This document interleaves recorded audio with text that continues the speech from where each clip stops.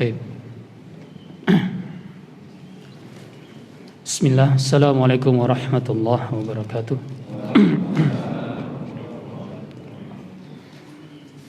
Innal hamdalillah nahmaduhu wa nasta'inu wa nastaghfiruh wa natubu ilaihi wa na'udzu billahi min syururi anfusina wa min sayyiati a'malina. May yahdihillahu fala mudilla lahu wa may yudlil fala hadiya lahu. Asyhadu an la ilaha illallah wahdahu la syarika lahu wa asyhadu anna Muhammadan abduhu wa rasuluh. Allahumma shalli ala Muhammad wa ala alihi wa ashabihi wa man tabi'ahum bi ihsan ila yaumiddin. Faqala Allah azza wa jalla fi kitabil karim, ya ayyuhalladzina amanu taqullaha haqqa tuqatih wa la tamutunna illa wa antum muslimun. Ya ayyuhan nasu taqu rabbakumul ladzi khalaqakum min nafsin wahidah wa khalaqa minha zawjaha wa batha minhuma rijalan katsiran wa nisaa'a wattaqullaha alladzi tasaaluna bihi wal arham innallaha kana 'alaikum raqiba. Ya ayyuhalladzina amanu taqullaha wa qulu qawlan sadida yuslih lakum a'malakum wa yaghfir lakum dhunubakum wa may yuti'illaha wa rasulahu faqad faza fawzan 'azima amma ba'd. Fa inna asdaqal hadithi kitabullah wa khairal hadi hadi Muhammadin sallallahu alaihi wasallam wa syarrul umuri muhdatsatuha wa kullu muhdatsatin bid'ah wa kullu bid'atin dhalalah wa kullu dhalalatin finnar. Ikhwani tulabal ahibba wal a'izza'i rahimani wa rahmakumullah. Alhamdulillah kita berjumpa dalam perjumpaan perdana pada subuh yang mulia ini. InsyaAllah Allah senantiasa selalu memberikan kita hidayah, memberikan kita inayah, memberikan kita selalu kesehatan di masa pandemi ini. Dan semoga kita yang hadir dalam majelis ini termasuk hamba-hamba Allah yang diberikan keistiqomahan di dalam menuntut ilmu syar'i. Baik. Pada kesempatan kali ini kita akan memulai pembahasan kita di dalam kitab Fiqih Muyassar, yang mana ini adalah salah satu dari kitab yang baik, yang bagus, ya. Sebelumnya banyak kitab-kitab yang lain yang membahas tentang fiqih, yang mana fiqih kalau secara umum, ya ini bahasannya mengenai seluruh daripada hukum-hukum Islam, seluruh daripada apa-apa yang kita lakukan dalam keseharian kita. Akan tetapi di dalam pembahasan kita kali ini lebih daripada fiqih dari sisi khusus, ya, khusus, yakni membahas tentang af'alu mukallafin, yakni perbuatan-perbuatan daripada orang-orang yang mukallaf, orang-orang yang terkena pembebanan syariat. Baik. Sebelum kita masuk ke dalam bab awal, di dalam kitab ini di halaman berapa itu ya? Masih belum masuk ke halaman. Di muqaddimah. Di pembahasan muqaddimah. Ada poin yang penting yang harus kita bahas mengenai fiqih itu sendiri sebelum kita masuk ke dalam pembahasan fiqihnya. Jadi kitab ini sangat penting. Kenapa penting ma'asyiral muslimin? Karena terkait dengan amalan keseharian kita. Jadi kalau kita melihat di dalam kitab ini banyak sekali pembahasan-pembahasan mulai dari thaharah, ya, kitabus shalah, kitabus siyam, sampai dengan nanti fiqih tentang muamalah masuk di dalam pembahasan kitab ini. Dan juga kelebihan dari kitab ini adalah kitab ini disusun oleh beberapa para ulama yang mujtahid. Nabi batul minal ulama, yang mana para ulama bersepakat untuk menyusunnya dan memberi ringkasan-ringkasan dan tahqiq pada kitab ini. Adapun kalau kita melihat daripada cakupan daripada kitab ini di bab muqaddimah, itu tertulis ada definisi fiqih secara bahasa dan istilah, sumber-sumber fiqih, objek pembahasan fiqih, faedah fiqih, kemudian fadluhu, keutamaan dari fiqih itu sendiri. Setiap ilmu, terutama ketika kita membahas tentang ilmu syar'i, maka Abu Irfan Muhammad Al-As-Sabban rahimahullah ta'ala memberikan cakupan di dalam ilmu yang akan kita pelajari, pokok-pokok pembahasan, intisari pembahasan yang akan kita pelajari semuanya, baik itu ilmu tajwid, ilmu fiqih, ilmu aqidah, ilmu hadis, semuanya. Yang mana kita terlebih dahulu harus mengetahui bagaimana sih ilmu yang akan kita ambil. Jangan sampai kita mempelajari fiqih, kita mempelajari ilmu tajwid, tapi kita tidak tahu apa ilmu tajwid, amal itu fiqih, apa itu ilmu hadis, dan sebagainya. Jadi perkataan Abu Irfan Muhammad Al-Sabban mengatakan, fa inna mabadi al-kulli fani 'ashrah, al-haddu wal mawdu'u thumma thamrah. Adapun yang pertama kali pokok daripada kita menuntut ilmu, pokok daripada sebuah ilmu itu sendiri, yang pertama adalah definisi.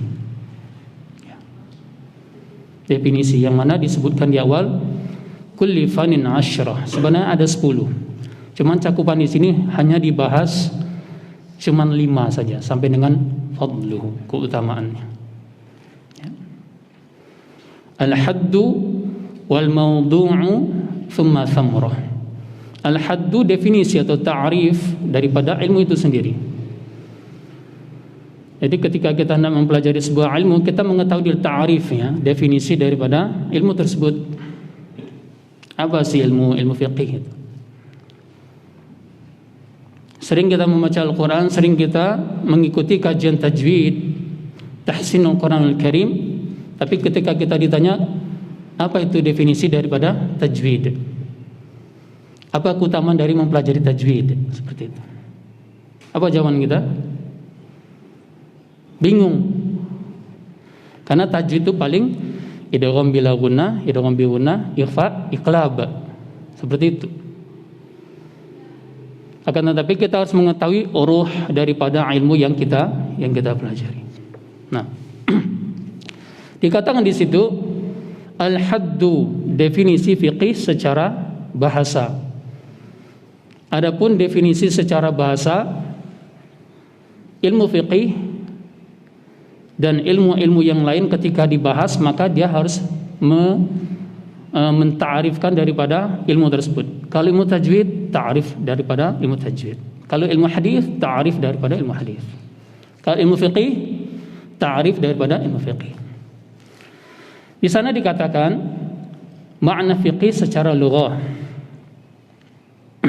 Makna fiqih secara lughah.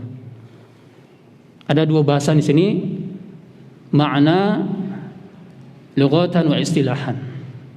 Makna secara bahasa dan secara istilah. Adapun secara bahasa, ya ini mengandung ta'rif al-fiqhu atau al-fahmu. Sama ya. Ketika kita mengatakan al-fiqhu, berarti di sana ada makna al-fahmu. Demikian. Yang berarti adalah pemahaman atau kepahaman seseorang terhadap ilmu tersebut.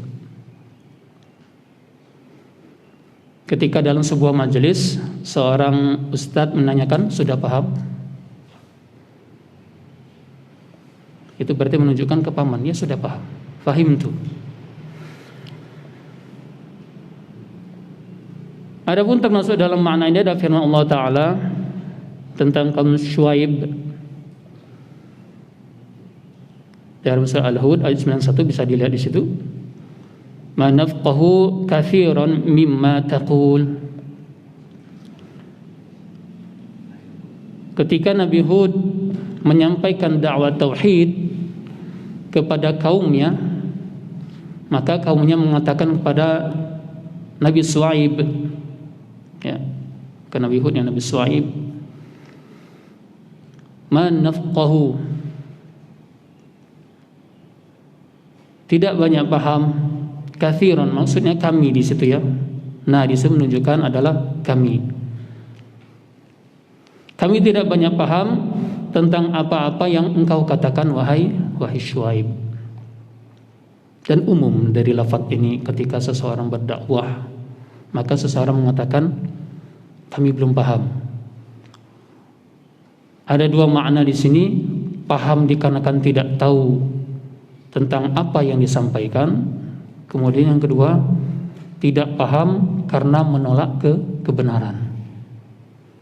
Tidak paham tapi dia sebenarnya tahu, cuman untuk menolak kebenaran tersebut.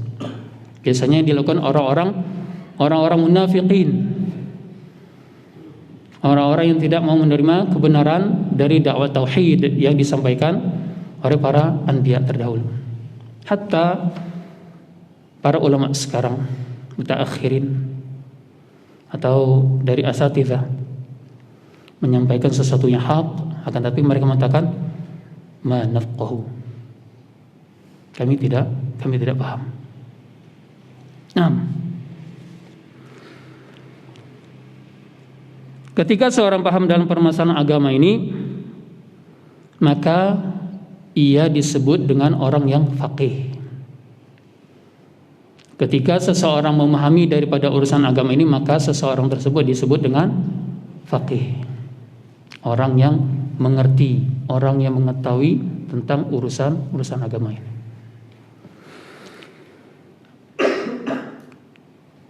Ini menunjukkan apa? Menunjukkan bahwasannya Allah Ta'ala menginginkan kebaikan daripada orang yang memahami daripada ilmu yang dia pelajari. Ketika bapak-bapak, ibu-ibu sekalian hadir dalam majelis ini, meniatkan untuk Allah Subhanahu wa Ta'ala, mencari keridhaan Allah Subhanahu wa Ta'ala, lalu Allah Subhanahu wa Ta'ala memberikan kepahaman kepada kita, maka sebagaimana hadis yang diriwayatkan oleh Muawiyah bin Abi Sufyan bahwa Rasulullah SAW bersabda, man yuridillahu bi khairan yufaqihu fid din. Barang siapa yang Allah kehendakkan kebaikan kepadanya, Allah menghendaki kebaikan kepada seseorang, tanda-tandanya apa? Allah memberikan kepahaman tentang ilmu agama. Paham dia tentang ilmu agama. Cara berwudu mengerti. Ini mubah, ini makruh, ini haram, mengerti. Hukum-hukum di dalam ilmu syariat dia paham. Faqih.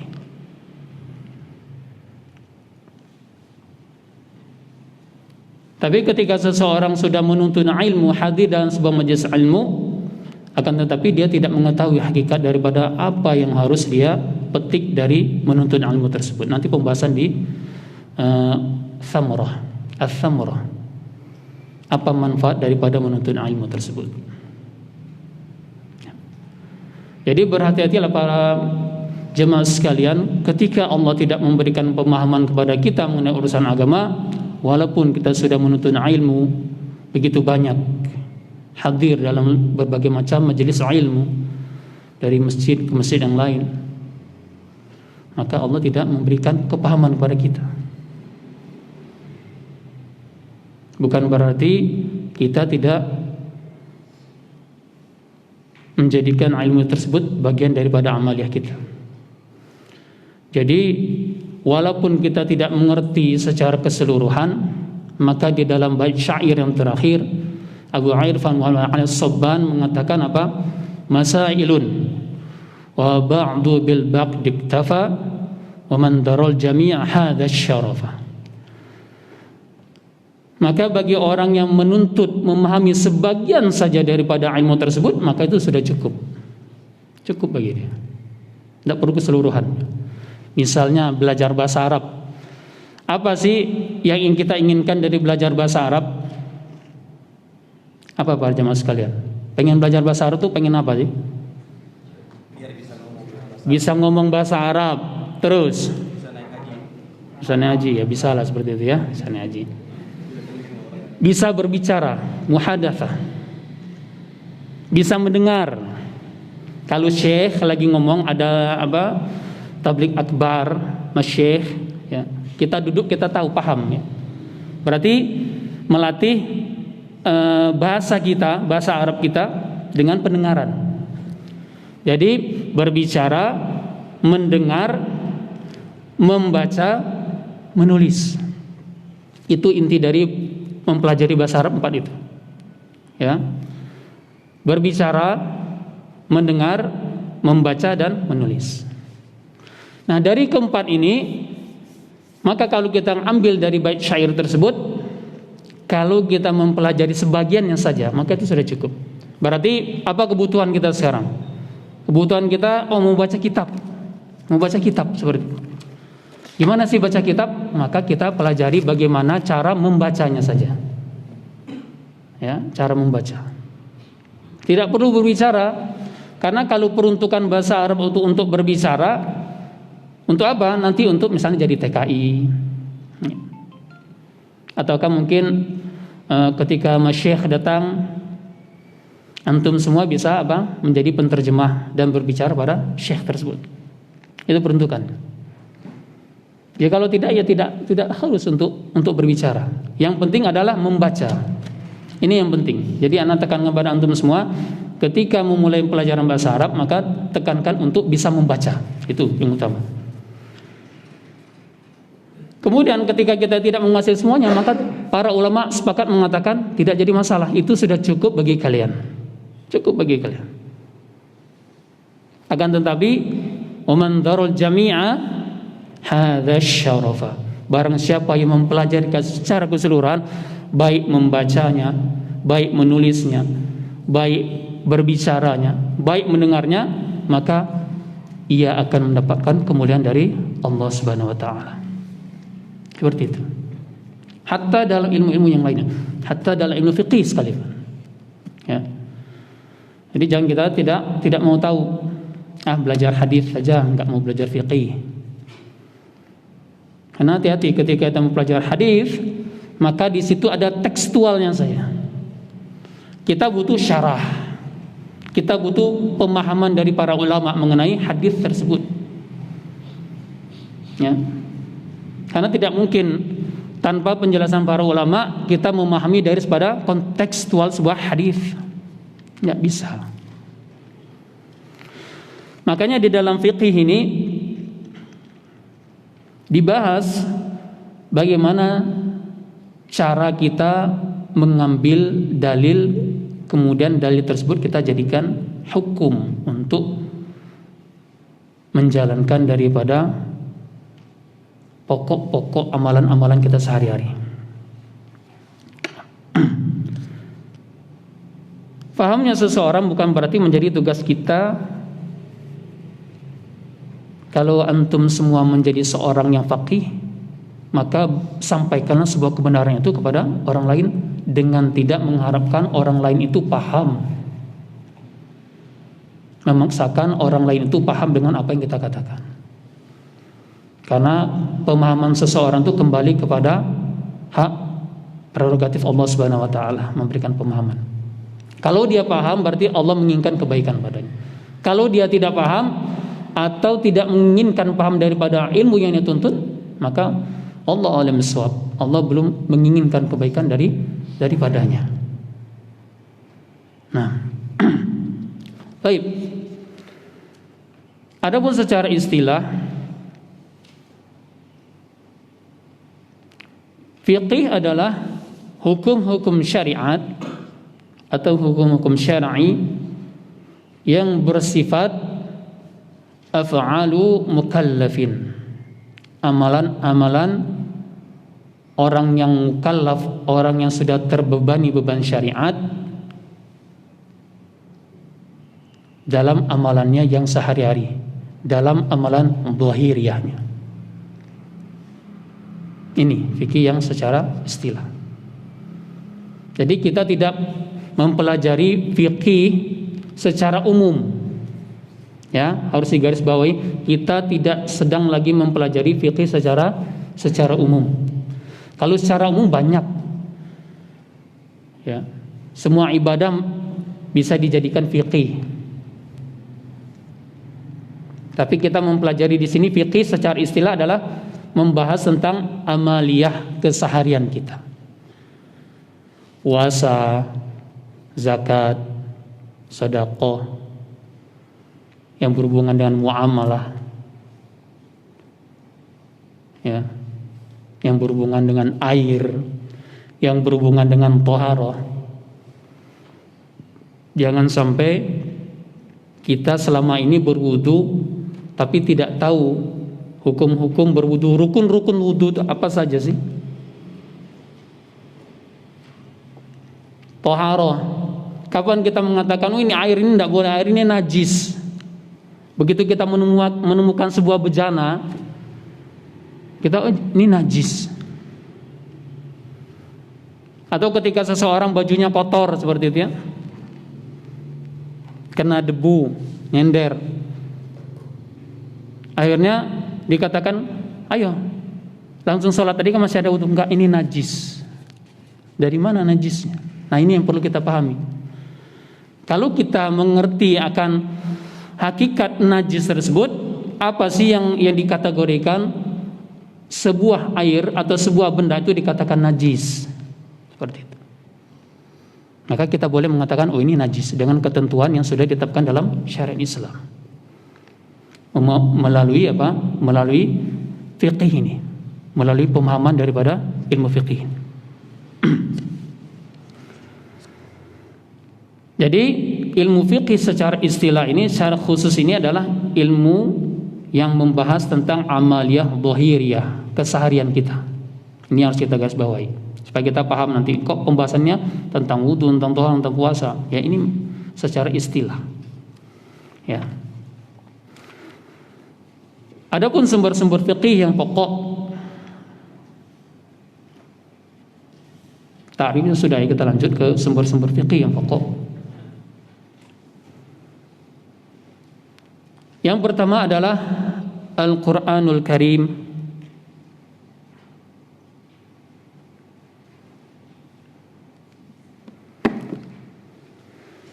Yang pertama adalah Al-Quranul Karim.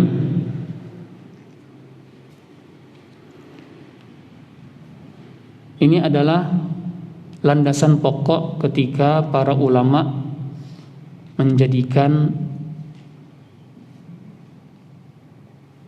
amaliyah, mengambil hukum di dalam melakukan sebuah amaliyah itu dengan berhujah melalui Al-Quranul Karim. Salah satunya.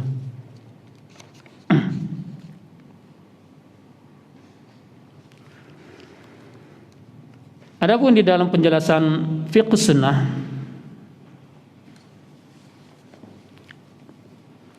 bahwasannya Al-Quranul Karim dan juga sunnah Rasulullah SAW, kita langsung ke poin 2-nya, Al-Quranul Karim dan sunnah yang suci. Jadi dua ini harus kita gandengkan, karena tidak mungkin dalil dari Al-Quran saja yang kita ambil. Karena ketika kita mengambil dalil dari Al-Quran tanpa dari sunnah Rasulullah SAW atau dari hadis yang sahihah, maka kita tidak akan bisa mendapatkan penjelasan mengenai fikih daripada amalan tersebut. Contoh, misalnya salat subuh, salat zuhur, dan semua salat fardu yang kita lakukan, dari mulai takbiratul ihram sampai dengan salam, adakah dijelaskan di dalam Al-Quranul Karim? Kalau ada, tolong tunjukkan. Ada atau tidak? Tidak ada. Maka sumber-sumber ini yang harus kita kuasai dulu, Al-Quran dan hadis. Itu yang poin 1 dan poin 2. Adapun di dalam penjelasan fiqh sunnah,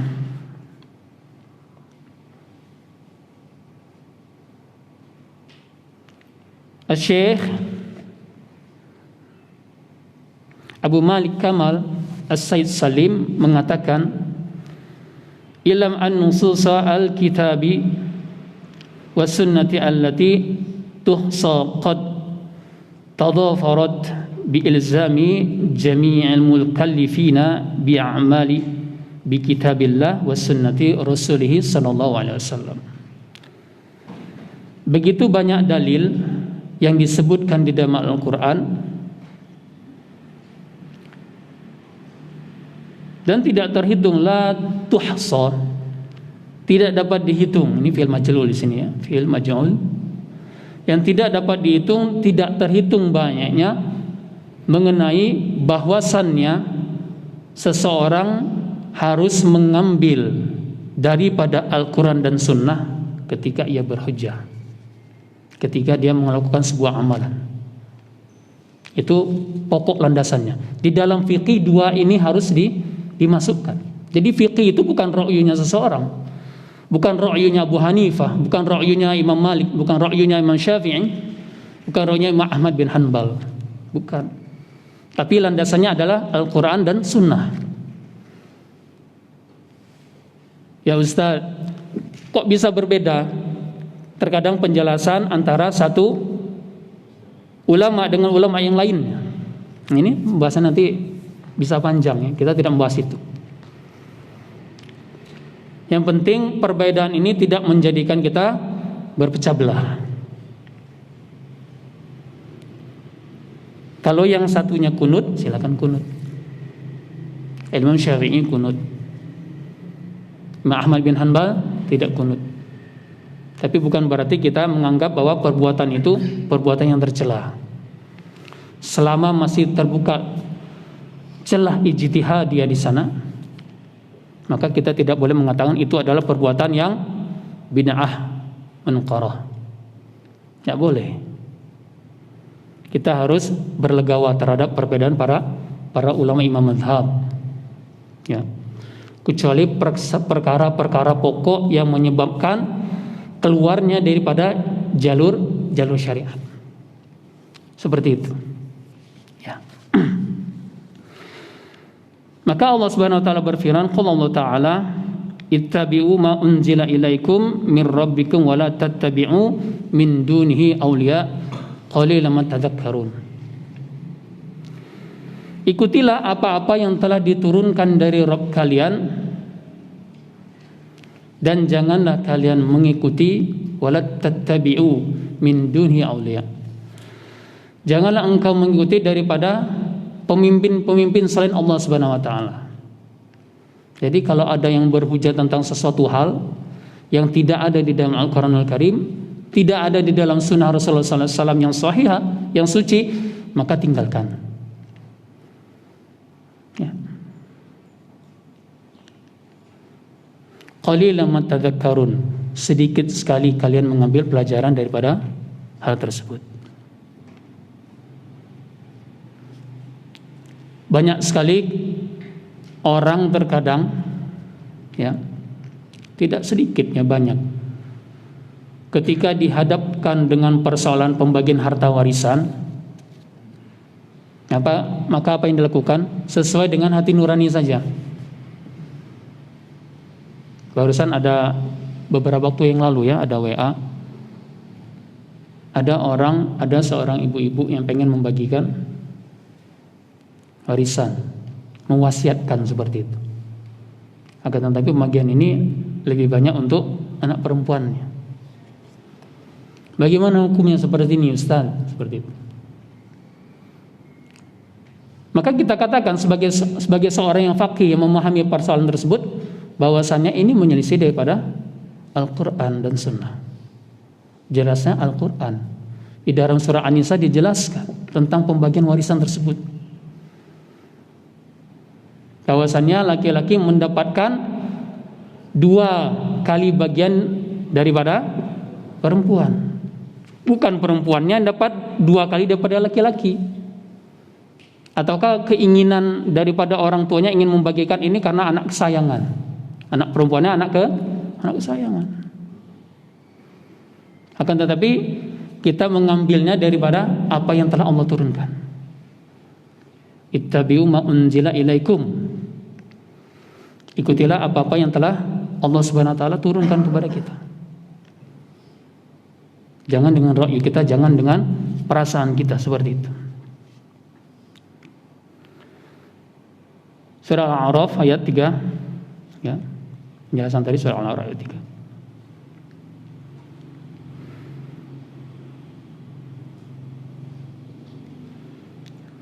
Wal muraddu bima unzila ilaikum huwa al-Qur'anu was sunnatu al-mubayyinah. Was sunnatu al-mubayyinah lahum. Yang dimaksud adalah dengan apa-apa yang diturunkan kepada kalian, yakni Al-Quran dan Sunnah Al-Mubayyinah. Al-Mubayyinah lahu. Maksudnya kembali apa? Kembali ke Al-Quran. Dan Sunnah itu menjelaskan daripada Al-Quran. Sunnah menjelaskan daripada Al-Quran Al-Karim. Karena tidak boleh seseorang yang mempelajari Al-Quran mencukupkan diri dengan Al-Quran saja tanpa mencari penjelasannya di dalam hadis. Dan hadis pun butuh syarah. Ketika kita hendak membahas tentang kitab Riyadhus Shalihin, maka kita harus mengambil pendapat siapa? Kan dalam kitab Riyadhus Shalihin itu kan berupa matan saja. Apakah ketika kita menyampaikan pada seseorang sesuai dengan apa yang kita inginkan seperti itu? Tapi kita butuh syarah daripada kitab tersebut. Dari mana kita ambilnya? Dari penjelasan para ulama yang mujtahid.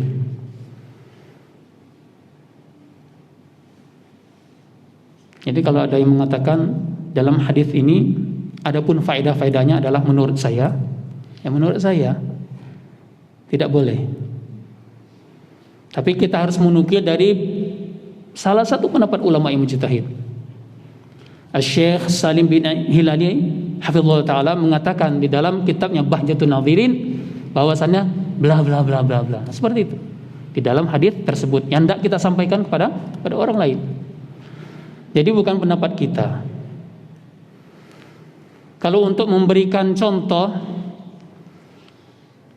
supaya memberikan analog supaya orang lain mengetahui lebih memahami daripada isi daripada syarat tersebut, maka itulah tugas seorang ustadz untuk menjelaskan, seorang dai, seorang mubaligh. Ya. Bukan dia mengambil dari pendapat dirinya sendiri kemudian dia jelaskan dengan pendapat dia juga seperti itu. Tapi yang diambil adalah dari apa? Dari perkataannya para ulama. Baru dia jelaskan melalui analog-analog supaya orang bisa memahami. Seperti itu. Nah.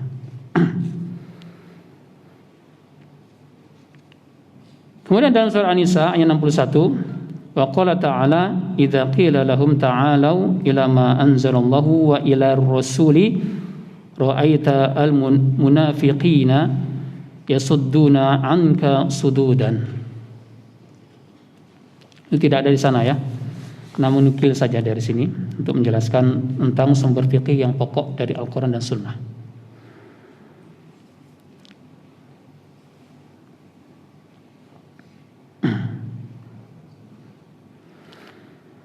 Jadi ketika dikatakan kepada mereka, maka hendaklah kita menjadikan Al-Quran dan As-Sunnah itu sebagai pegangan kita. Dan perlu diketahui para jemaah, ketika seorang menyandarkan diri kepada Sunnah, kalau Al-Quran sangat umum ya, Sunnah, mendekatkan diri kepada Sunnah, hadis yang sahih, maka orang-orang munafikin itu akan berusaha keras untuk menghalang-halangi manusia. Seseorang tersebut di dalam mendekatkan diri kepada Sunnah Rasulullah SAW.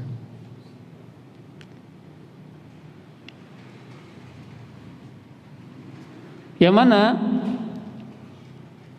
orang-orang munafikin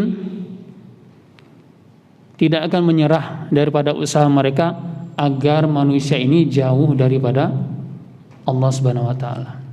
Enggak cinta kepada Islam sebenarnya. Jadi yang ada di dalam benak mereka adalah hawa nafsu semata. Mereka mempelajari Al-Quran untuk bagaimana mereka dipuji oleh manusia. Mereka mempelajari hadis Rasulullah SAW hanya untuk berdebat. Jadi keinginan lillah ta'ala itu tidak ada. Itu orang-orang munafikin. Semoga kita yang hadir dalam majelis ini tidak termasuk orang-orang demikian.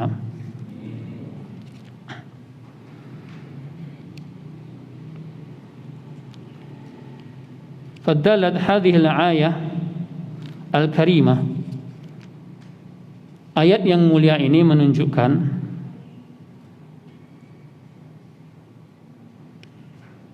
anna man du'a ila al-amali bil Qur'an was sunnati wasaddu an dhalik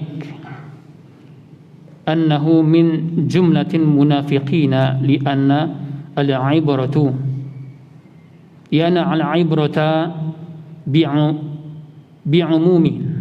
bi'umumil al-fadhi la yakhsus al-asbab. Dalam ayat yang mulia ini menunjukkan bahwasannya ketika orang-orang munafikin itu berusaha menghalangi daripada keinginan kita untuk menuntut ilmu syar'i. Jadi mereka tidak menyerah daripada usaha mereka menghalang-halangi manusia, menghalangi kita untuk mendekatkan diri kepada Allah sesuai dengan apa yang Allah syariatkan. Kajian-kajian sunnah dibubarkan. Banyak atau tidak? Banyak. Walaupun kita tidak langsung mengatakan kepada mereka kalian orang munafikin, tidak. Tapi cukuplah sebagai gambaran saja apa yang telah dijelaskan oleh para ulama mengenai orang-orang tersebut.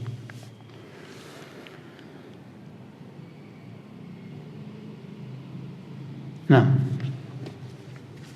itu sumber-sumber fikih yang pokok dari Al-Quran Al-Karim dan Sunnah yang suci. Kemudian selanjutnya adalah ijma'.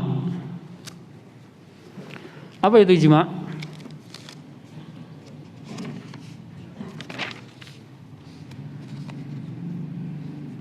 Apa itu ijma'?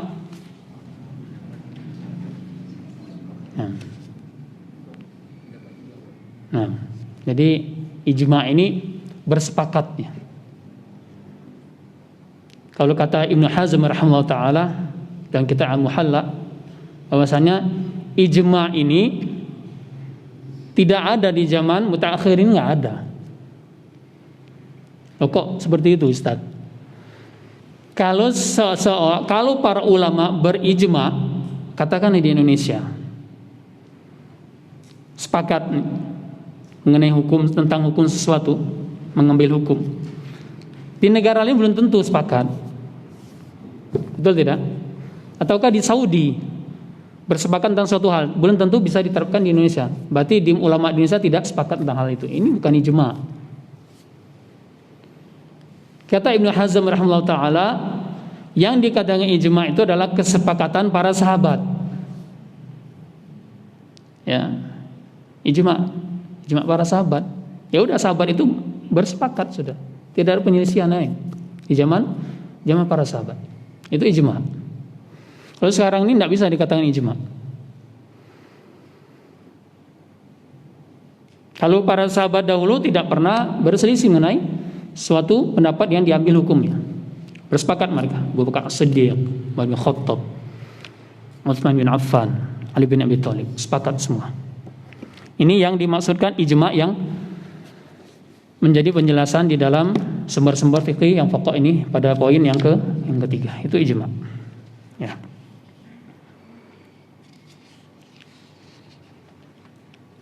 Kemudian yang keempat, al-qiyas. Makna al-qiyas? Al-qiyas itu analog gampangannya. Qiyas itu analog. Karena kalau tidak ada qiyas repot. Ya, kalau tidak ada qiyas repot. Kenapa repot? Ketika zakat fitrah itu sebenarnya kalau dalam konteksnya, konteks hadisnya, yang dikeluarkan apa sih? Hah? Makanan pokok. Apa yang dikeluarkan ketika zaman Rasulullah SAW mengeluarkan zakat fitrah? Dengan apa? Dengan kurma. Maka diambil qiyas oleh para ulama. Tidak mesti harus kurma. Bisa jadi di tempat lain tuh kurma tuh susah. Ya, maka masa harus berzakat fitrah mencari kurma, susah sekali zakat fitrah ini. Seperti itu ya. Jadi para ulama bersepakat bahwasannya diambil qiyas boleh mengeluarkan zakat fitrah sesuai dengan kebutuhan pokok. Kebutuhan pokok di negara Timur Tengah seperti di Saudi sana. Ya, Makkah Madinah dengan bahan pokoknya kurma atau dengan gandum misalnya seperti itu. Maka di Indonesia kebutuhan pokoknya apa? Beras. Dengan beras. Itu pun takaran 2,5 kilo, 3 kilo itu bukan sesuatu yang mutlak. Ya. Sebenarnya misalnya 3 kilo dikeluarkan zakat fitrah itu hanya untuk kehati-hatian saja. Karena untuk angka tetapnya tidak diketahui. Makanya di zaman sekarang ini dijual ya, mud bersanad. Nah itu Masya Allah, ada mud bersanadnya. Bapak-bapak mau nanti saya pesankan mud bersanad seperti itu ya, bersanad Rasulullah SAW ya. Jadi ketika hendak menakar beras itu ada bersanad pula, ada ijazahnya lagi. Masya Allah ya, ada ijazahnya. Tapi sebagai kehati-hatian antara 2,5 kilo dan 3 kilo, maka kita ambil yang besar 3 kilo. Lebih amannya 3 kilo. Lebih aja masalah. Misalnya 4 kilo, 5 kilo. Lalu terus kalau seandainya hitungannya pas 2,5 kilo, ya selebihnya sedekah, selesai kan? Yang jadi masalah itu kurang. Nah, berarti kita tidak sesuai dengan ketentuan syariat. Yang banyak itu kurang. Ternyata 2,5 kilo kita kasih 2 kilo. Nah, seperti itu. Ya, untuk kehati-hatian. Silakan misalnya zakat fitrah untuk 4 jiwa. Berarti 4 kali 3 berapa? 12 kilo. Kita kasih 100 kilo. Wih, bid'ah itu. Enggak. Selebihnya apa? Buat sedekah. Selesai. Ya. Wa syarrul umuri muhdatsatuha wa kullu muhdatsatin bid'ah. Wah, langsung kayak gitu dalilnya. Ini keliru penempatan dalil. Itu al-qiyas. Jadi terkait dengan peristiwa yang hukumnya ada tapi tidak ada di zaman Rasulullah. Itu namanya al-qiyas. Ini sesuatu yang terkait dengan peristiwa yang hukumnya ada tapi tidak ada di zaman Rasulullah sallallahu alaihi wasallam. Itu qiyas atau analog. Misalnya contohnya apa lagi? Hukum rokok misalnya. Apa hukumnya rokok ini? Haram. Nah, begitu kita ditanyakan, ada enggak di dalam hadis atau dalam Al-Quran pengharuman rokok? Ada tidak? Tidak ada. Loh kok para ulama kok menetapkan itu haram? Dari mana haramnya? Dari qiyas. Ya, coba kalau tidak ada qiyas, orang ini halalan thayyiban. Ada yang merokok di sini, mohon maaf. Nah,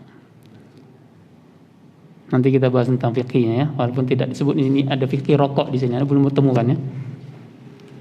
Tapi sesuatu yang menyebabkan seseorang tadzalimi dengan suatu benda yang merusak daripada tubuhnya, kesehatannya, maka sepakat para ulama mengembalikan dengan hukum haram. Karena hukumnya apa? Zalim. Lalu zalim ada. Nah, mendolimi. Rokok kena asapnya pada orang lain, mendolimi orang.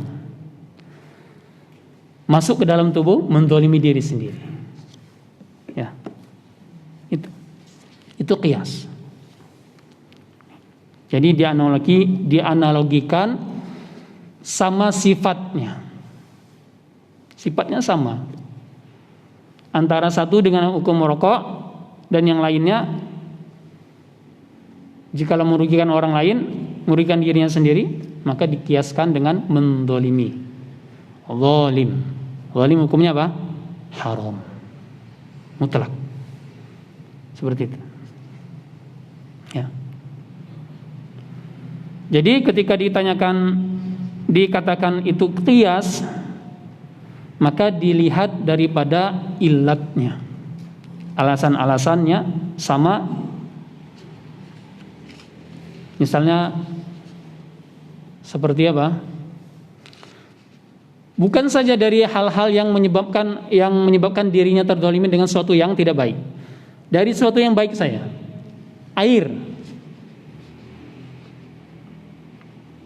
Air itu bisa dikatakan nanti hukumnya menjadi haram. Loh kok bisa Ustaz? Kalau dia berlebihan, menyebabkan dirinya mabuk. Kullu muskirin hamrun wa kullu muskirin haram. Setiap yang memabukkan itu adalah khamar, dan setiap yang memabukkan itu haram. Makanya dari keempat imam mazhab itu satu yang mengatakan yang haram itu adalah anggur saja. Maka Al-Imam Abu Hanifah mengatakan yang haram itu yang memabukkan saja, khamar, anggur. Kalau ketiga imam mazhab, Imam Malik, Imam Syafi'i, Imam Ahmad, Imam Hanbal sepakat tidak hanya khamar, tidak hanya anggur, tapi apapun yang menyebabkan seseorang mabuk karenanya, maka haram. Minum gluk gitu ya, banyak sampai kenyang, sampai perutnya, sampai muntah-muntah seperti itu, haram sudah hukumnya. Hatta itu adalah sesuatu yang baik. Air minum baik tidak? Air putih baik. Berlebihan, isyraf. Ya, maka isyraf itu tidak diperbolehkan. Pakai air, terutama wudu ya. Kalau wudu seperti kayak orang mandi, ya. Ana sering itu kalau di masjid ketika wudu, masya Allah ya, keran itu dinyalakan full. Begitu dia ini, saya pernah dulu menegur ya di sebuah masjid, ya. Mohon maaf, wudunya di sana aja, bilang seperti itu. Wudunya di sana ya. Akhirnya dia pindah. Karena apa? Mendolimi orang lain. Begitu ini jadi percikannya ke muka. Nah ini yang tidak diperbolehkan. Ya, namanya isyraf, berlebihan di dalam berwudu. Sedikit saja. Apalagi kalau mungkin bapak-bapak yang pernah ke Mekah ya, berwudu dengan air apa? Seperti ini. Ini bisa untuk berwudu. Kapan-kapan kita praktek dengan wudu dengan air seperti ini. Ya. Ini bisa untuk berwudu. Walaupun pendapat Imam Syafi'i itu mengucurkan air. Tapi kalau Imam Ahmad bin Hanbal cukup dengan mengusapkan. Jadi kalau Imam Ahmad bin Hanbal itu kalau berwudu, ya cukup ini sudah air ya, ambil air ya sudah. Ini diratakan seperti itu. Ambil air, atau kita pakai keran itu, keran dinyalakan, tutup lagi, ambil air di tangan seperti itu. Ini cara berwudu siapa? Cara berwudu Imam Ahmad bin Hanbal. Ya. Tapi kalau Imam Syafi'i dengan cara mengucurkannya. Tapi kalaupun mengucurkannya sedikit saja. Air itu sedikit. Jangan airnya seperti kayak orang mau mandi. Kalau dia tampung bisa sampai apa? 1 ember besar seperti itu. 1 ember besar. Ya. Nah, ini harus kita pahami. Kalau kita memahami hal tersebut, berarti kita paham masalah fikih. Jangan sampai belajar fikih tapi wudu ala jahiliyah seperti itu ya. Ini yang kita inginkan dari belajar fikih, ya, memahami daripada apa yang kita pelajari. Jadi bukan saja tahu, saya sudah pernah belajar fikih, saya bersanad dengan kitab tersebut, tapi amalnya tidak ada, secara pengamalan tidak ada. Hatta orang yang belajar tajwid sekalipun, belajar tajwid ngambil sanad sana sini, kitabnya banyak, ya, Tufatul Alfal, Muqaddimah Al-Jazariyah, Hidayatus Sibyan, Risatul Qasr Mufasil. Tapi apa yang didapatkan? Tidak diamalkan sama sekali. Ya. Kita sampai jam berapa ini? Sampai jam 6 ya. Betul tidak? Ya. Biasanya sampai jam berapa? Oh, 6, baik. 6. Jadi seperti itu ya. Kita membahas sampai dengan sumber-sumber fikih yang pokok.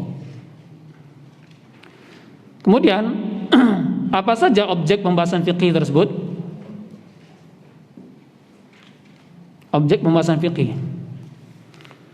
Kalau belajar tajwid, al-mawdu'u, objek bahasannya adalah apa? Al-Qur'anul kalamullah. Karena objek bahasanya adalah kalamullah, Al-Qur'anul Karim, maka ketika di luar daripada membaca Al-Qur'an, maka boleh kita membaca misalnya seperti ini, lafaz Allahu Akbar. Itu kalau baca Al-Qur'an, maka 2 harokat mad tabi'i pada lafaz, pada lam Allah, cuma 2 harokat. Tapi ketika adzan, fadhal Allahu Akbar. Seperti itu. Kok panjang ya? Ini tidak benar ini. Kita harus paham dulu maudu'unya apa. Mohon maaf Pak, kan dalam tajwid itu al-maudu'u, objek bahasanya apa? Al-Qur'anul Karim. Maka di luar aja masalah. Kecuali kalau memang panjangnya tersebut berhubungan dengan maknanya. Ya, paham di sini ya. Kalau berhubungan dengan maknanya, misalnya seperti ini. Allahu Akbar. Tulisannya mana? Akbaru. Akbaru. Cuman kadang ada orang yang ada akbaru, ba-nya panjang. Nah, ini lahan jali. Walaupun di luar Al-Qur'an ini tidak diperbolehkan. Karena kalau akbaru itu artinya beduk. Misalnya seperti ini ya. Ini tidak untuk mempermainkan, cuman untuk berdiri contoh. Karena ini ada yang adzan seperti ini. Allahu Akbar, Allahu Akbar. Bar. Allah beduk. Allah beduk. Bukan Allah Maha Besar. Kalau akbaru, Allah Maha Besar, tapi al-akbaru beduk. Hati-hati di sini. Ya. Tapi kalau seandainya mad berkaitan dengan mad panjang pendeknya, misalnya kita membaca ada di sana wajib mutasil, baca 4 harokat, kita baca sampai 6, sampai apa? Isba' gitu. Sampai dengan 6 harokat, enggak jadi masalah. Kalau di luar bacaan Al-Qur'an. Kalau mad lazim kan, kalau di dalam Al-Qur'an dibaca dengan apa? Isba' 6 harokat. Tapi kalau di luar Al-Qur'an silakan. Allah, itu ulamnya panjang ini. Pak, mohon maaf Pak, itu mad tabi'i Pak. Nah, ya. Ya, ini bukan Al-Qur'an seperti itu. Wallahu a'lam bishawab. Baik. Kita cukupkan pembahasan kita di objek pembahasan fikih. Insyaallah kita akan lanjutkan kembali sampai dengan nanti faedahnya ya. Insyaallah faedah kita lanjut ke kitab utamanya. Kita mulai nanti di kitab Thaharah. Nah, wallahu a'lam bishawab. Lebih kurang ana mohon maaf. Segala kebenaran mutlak min Allah Subhanahu wa taala. Dan segala kekurangan dari anak pribadi dari syaitan, semoga kita diberikan Allah pemahaman di dalam mempelajari ilmu syar'i ini. Allahumma inna nas'aluka 'ilman nafi'an wa na'udzubika min 'ilmin la yanfa'. Allahumma inna nas'aluka 'ilman nafi'an wa rizqan thayyiban wa 'amalan mutaqabbalan wa ihsanan dhakiran wa qalban khashi'an. Fanaktafi bihadza. Subhanakallahumma wa bihamdika asyhadu an la ilaha illa anta astaghfiruka wa atubu ilaik. Assalamualaikum warahmatullahi wabarakatuh.